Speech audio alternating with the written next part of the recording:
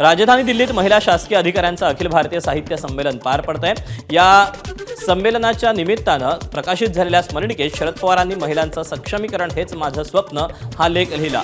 या लेखात शरद पवारांनी वारकरी संप्रदायाचा उल्लेख करताना धर्मांध शक्तींबाबत भाष्य केलं।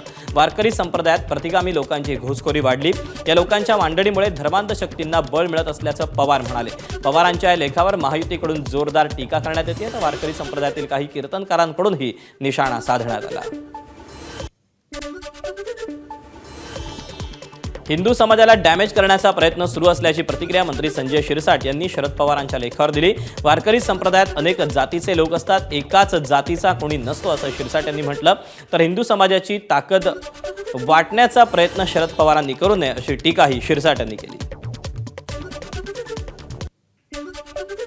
वारकरी संप्रदायामध्ये दरवेळेला तुम्ही जर पाहत असाल तर अनेक जाती धर्माचे लोक, कोणत्याही एका पर्टिक्युलर जातीचा माणूस त्या संप्रदायामध्ये नसतो आणि म्हणून त्याला जातीय बळ देणे वगैरे वगैरे हा जो काही अपप्रचार चालला आहे तर खऱ्या अर्थानं हिंदू धर्माला डॅमेज करण्याचा हा एक प्रकार।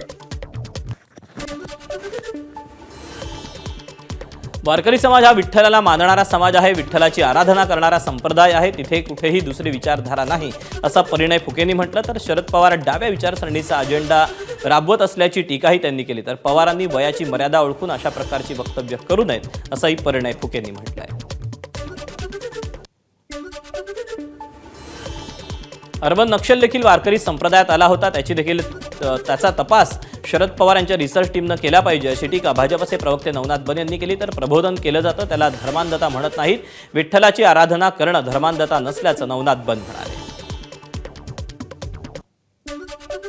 पवार साहेबांना एवढीच विनंती करायची आहे की वारीमध्ये आणि वारकरी संप्रदायामध्ये गेल्या काही दिवसांपासनं अर्बन नक्षल्यांची घुसखोरी वाढली होती। पवार साहेबांनी त्याबद्दल देखील एकदा आपल्या टीमला सांगून रिसर्च केला पाहिजे। महाराष्ट्रामध्ये मोठ्या प्रमाणामध्ये लव जिहाद, वोट जिहाद, लँड जिहाद करण्याचा प्रयत्न धर्मांध शक्तीच्या माध्यमातून केला जातो, परंतु दुर्दैवाने शरद पवार साहेब ज्येष्ठ नेते असून देखील त्याबद्दल बोलत नाहीत। वारकरी संप्रदायामध्ये कुठेही धर्मांधता नाही। तुम्ही इफ्तार पार्टी करत होता ते तुम्हाला धर्मांध वाटलं नाही का असा सवाल भाजप आध्यात्मिक आघाडीचे प्रमुख आचार्य तुषार भोसले यांनी केला। तर वारकरी संप्रदाय हिंदू धर्मापासून तोडण्यासाठी कारस्थानं केली जात आहेत अशी टीकाही तुषार भोसलेंनी केली। मौलाना पवार, जेव्हा तुम्ही जाळीदार टोपी घालून ज्या लोकांबरोबर इफ्तार पार्ट्या जोडता ते तुम्हाला धर्मांध वाटत नाही, पण रामकृष्ण हरी आणि ज्ञानोबा तुकोबाचा गजर करत सामाजिक समता जोपासणारा आमचा संप्रदाय तुम्हाला धर्मांध वाटायला लागला। तुम्ही आयुष्यभर वारकरी संप्रदाय हिंदू धर्मापासून तोडण्यासाठी खूप कारस्थानं केले। शरद पवार यांनी जर पुरोगामी कीर्तनकारांची यादी केली असेल तर त्यांनी तात्काळ जाहीर करावी, म्हणजे आम्हाला अशा कीर्तनकारांना बोलावता येईल असा टोमणा वारकरी साहित्य परिषदेचे अध्यक्ष विठ्ठल महाराज पाटील यांनी मारला। तर शरद पवार कधी कशा कीर्तनाला गेले ते आठवत नसून एखाद्या वेळी अंगावर घोंगडी पांघरून मागे बसून त्यांनी कीर्तन ऐकलं असावं असा टोलाही विठ्ठल महाराज पाटील यांनी लगावला। शरद पवारांनी मान्य केलेलं आहे की आजपर्यंतची कीर्तनकारांची भूमिका आणि आत्ताची भूमिका हे कधी कीर्तन ऐकले माहीत नाही। कदाचित ते घोंगडं वगैरे पांघरून समाजात मागं गर्दीत बसून चोरून कीर्तन ऐकत असतील आजपर्यंत, कारण त्यांनी पूर्वीची आणि आत्ताची प्रतवारी केलेली आहे आणि त्यांनी लवकर यादी जाहीर करावी। शरद पवारांच्या वारकरी संप्रदायाबद्दलच्या वक्तव्याच्या समर्थनार्थ आमदार अमोल मिटकरी मैदानात उतरले। शरद पवार काय चुकीचं बोलले असा सवाल मिटकरींनी केला। पवारांनी मांडलेल्या 60% आकडेवारीपेक्षा ही संख्या अधिक असल्याचं मिटकरींनी म्हटलं। तर शरद पवारांनी मांडलेले विचार सत्य असल्याचंही मिटकरी म्हणाले। पवार साहेबांनी 60% म्हटलं असेल, मी तर म्हणतो त्यापेक्षा अधिक प्रमाण आहे। आणि जसं पवार साहेबांनी ही खंत पण व्यक्त केली की ती प्रबोधनाची चळवळ ही लोक पावत असून त्याच्यामध्ये वेगळ्या विचारधारेचा एक शिरकाव झाल्याने मग आता कोणी पांडुरंग म्हणून कॅप्टन अशोक खरातची पूजा करतो। आता त्या दुर्गादेवी शिक्षण संस्था पारनेर जिल्हा अहिल्यानगरमध्ये वारकरी शिक्षण संस्थेच्या गुंजाळ महाराजांनी 17 वर्षीय एका मुलीवर अत्याचार केल्याची घटना असेल किंवा आळंदीमध्ये केळगाव रस्त्यावर असलेल्या खाजगी वारकरी शिक्षण संस्थेत मुलीला डांबून ठेवून अत्याचार केल्याची घटना असेल, या 3 घटना अलीकडच्या 3 महिन्याच्या काळामधल्या आहेत. याच्यावर आज जे उरबळून आंदोलन करतायत ती लोक कोणीच बोललं नाही. शरद पवारांच्या वक्तव्यानंतर बुलढाण्यात वारकरी संप्रदाय आक्रमक झाला. शरद पवारांचा प्रतिकात्मक पुतळा जाळून त्यांच्या वक्तव्याचा निषेध नोंदवण्यात आला.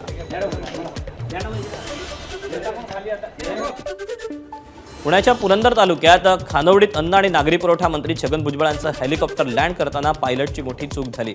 भुजबळ महात्मा फुले जयंतीनिमित्त आयोजित कार्यक्रमासाठी जात असताना नियोजित हेलिपॅडवर हेलिकॉप्टर उतरण्याऐवजी पायलटनं ते कारकिंग पार्कच्या जागेत उतरवल्यामुळे काही काळ गोंधळाचं वातावरण निर्माण झालं होतं. कार्यक्रमासाठी स्वतंत्र हेलिपॅडची व्यवस्था करण्यात आलेली होती. मात्र खानवडी गावात पोहोचलेल्या हेलिकॉप्टरच्या पायलटला कार पार्किंगमधील मोकळी जागाच हेलिपॅड असल्याचा भास झाला आणि त्यानं तिथेच लँडिंग केलं. घटनेनंतर पोलिसांनी तातडीनं पायलटला योग्य माहिती दिल्यानंतर हेलिकॉप्टर तिथून हलवण्यात आलं. भुजबळांच्या हेलिकॉप्टर लँडिंग प्रकरणाची प्रशासनाकडून चौकशी करण्यात येणार आहे. मुख्यमंत्री फडणवीसांनी माध्यमांना त्याबाबत प्रतिक्रिया दिली.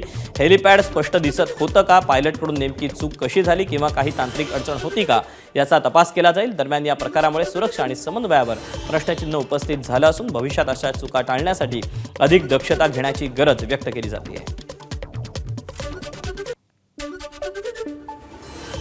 मी निश्चितपणे हे चेक करेन. मला आता त्याची कल्पना नाही, त्यामुळे बोलू शकणार नाही, पण निश्चित तात्काळ या संदर्भातील चौकशी मी करेन.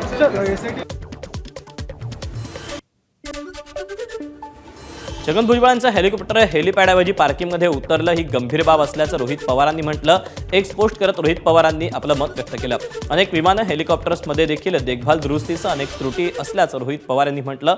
तर अनेक विमानं हेलिकॉप्टर्समध्ये देखभाल दुरुस्तीसह अनेक त्रुटी या राहून जातात असा उल्लेख त्यांनी केला.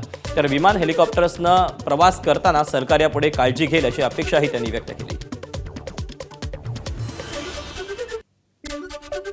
त्या ठिकाणी खरं तर भुजबळ साहेबांचं हेलिकॉप्टर लँड व्हायला पाहिजे होतं.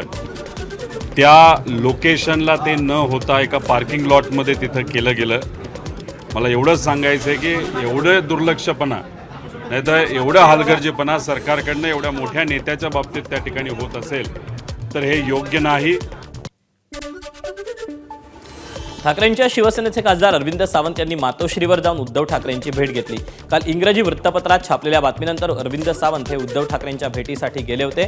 ठाकरेंच्या शिवसेनेकडून काल वृत्तपत्रात छापून आलेल्या बातमीसंदर्भात कायदेशीर कारवाई करण्यासंदर्भात कामं केली जात असल्याची माहिती आहे. कुठल्याही प्रकारे पुरावा नसताना चुकीचं वृत्त छापून बदनामी केल्याप्रकरणी संबंधित वृत्तपत्राला नोटीस पाठवणार असल्याचं अरविंद सावंत यांनी माध्यमांशी बोलताना म्हटलं. त्यांनी अभिनंदन केलं, माझं कौतुक केलं. आणखीन काय करायला पाहिजे? त्यापेक्षा महत्वाचा मुद्दा असा आहे की अशा पद्धतीच्या बातम्या द्याव्या लागतात, वावड्या कोणी देऊ नयेत असं समोरच्यांनी लेखी दिलं पुन्हा काल. म्हणजे त्याच्यातच आमचा मोठा विजय. मातोश्रीचा ठाम विश्वास आहे, त्यामुळे असल्या गोष्टीची पुन्हा चर्चा करण्याची गरज वाटली नाही. शिंदेंच्या शिवसेनेचे खासदार प्रतापराव जाधव यांच्या दिल्लीतील निवासस्थानी ठाकरेंच्या शिवसेनेचे काही खासदार स्नेहभोजनासाठी गेले होते. त्यावर अरविंद सावंतांनी प्रतिक्रिया दिली. ज्यांनी उद्धवजींच्या पाठीत खंजीर खुपसला त्यांच्या घरी जेवायला जायचं का हे ज्यानं त्यानं ठरवावं असं अरविंद सावंत म्हणाले.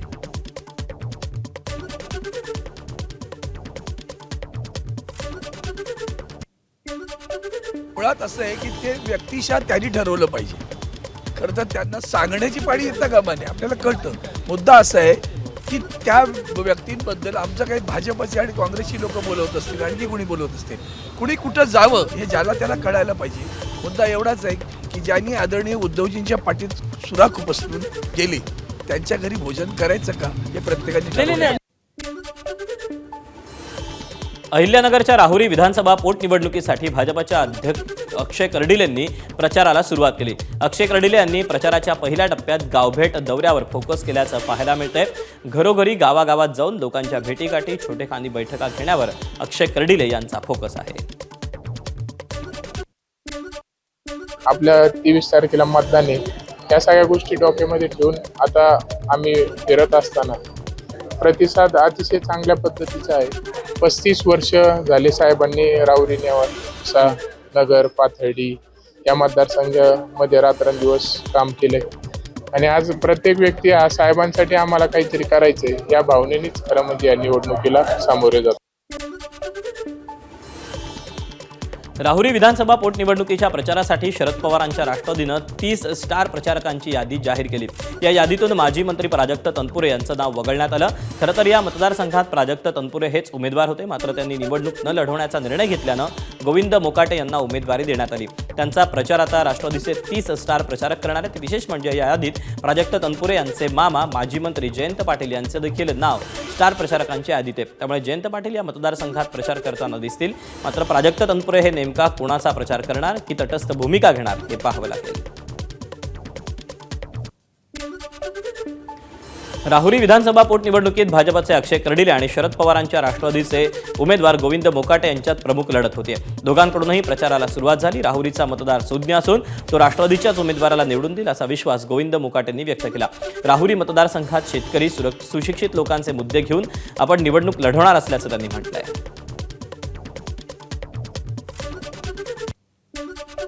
आमच्यामुळं 40 असो ना 400 असो इथं टिकणार नाही.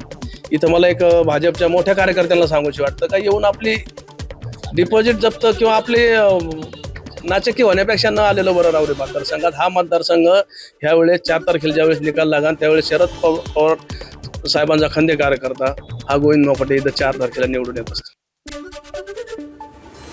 उपमुख्यमंत्री सुनेत्रा पवार यांच्या जीवाला रुपाली चाकणकर यांच्याकडून धोका असल्याची तक्रार पोलिसांकडे नोंदवण्यात आली. बीडमधील एका व्यक्तीनं एसआयटीकडे तक्रार दाखल केल्याची सूत्रांची माहिती. या तक्रारीत काही तथ्य आहे की खोडसाळपणा याचा शोध आता घेतला जाणार आहे.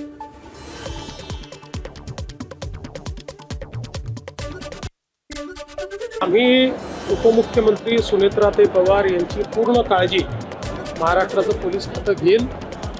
महाराष्ट्रामध्ये आपल्या पोलीस खात्याने यापूर्वीही चांगली कामगिरी केलेली आहे. त्यामुळे जरूर अशा प्रकारचं पत्र असेल काय जे काही येत असतील त्याची चौकशी पण केली जाईल, पण योग्य सुरक्षा तर आहेच. भोंदू अशोक खरात प्रकरणात येणाऱ्या तक्रारीचा शोध घेण्याचं एसआयटी समोर मोठं आव्हान उभं ठाकलंय. एसआयटीच्या हेल्पलाईनवर तक्रारी आणि सूचनांचा ओघ दिसून येतोय. तक्रारीसोबतच अशोक खरात विषयी माहिती सांगण्यासाठी आणि इतर तक्रारी करण्यासाठी ही एसआयटीशी संपर्क साधला जातोय. या सगळ्या कौटुंबिक वादासंदर्भात देखील काही तक्रारी येत असल्याची सूत्रांची माहिती आहे. भोंदू अशोक खरातची चौकशी दरम्यानची प्रतिक्रिया समोर आली. मी इथून बाहेर पडेन असं वाटत नाही, माझं मरण इथेच आहे असं चौकशी दरम्यान खरात म्हणल्याची माहिती आहे. खरातवर आतापर्यंत 15 गुन्हे दाखल आहेत. 3ऱ्या गुन्ह्यात खरातची चौकशी सुरू आहे. चौकशीत फसवणुकीचा गुन्हा खरातनं कबूल केल्याची माहिती मिळते. तर एसआयटीच्या तपासात आणखी धक्कादायक काही माहिती समोर येण्याची शक्यता आहे. भोंदू खरात आणि पत्नी कल्पना खरातची 3 बँक खाती ईडीनं सील केलेत अशी माहिती सूत्रांनी दिली. नाशिकसह पुणे, मुंबई, अहिल्यानगरमधील खाती ही सील करण्यात आली आहेत. या खात्यांमधील संशयास्पद आर्थिक व्यवहारांची सखोल चौकशी सुरू असल्याची माहिती मिळते. खरातनं बनावट अधिकारी दाखवून लोकांकडून पैसे उकळल्याचा संशय यंत्रणांना आहे. ईडी आणि आयकर विभागाची भीती दाखवून खरातनं लोकांची कोट्यवधींची फसवणूक केल्याची शक्यता देखील आहे. या सगळ्यातून खरातवर मनी लॉन्ड्रिंग प्रकरणी ईडीकडून गुन्हा दाखल करण्यात आला असून खरातच्या मालमत्तांवरही टाच येण्याची शक्यता आहे.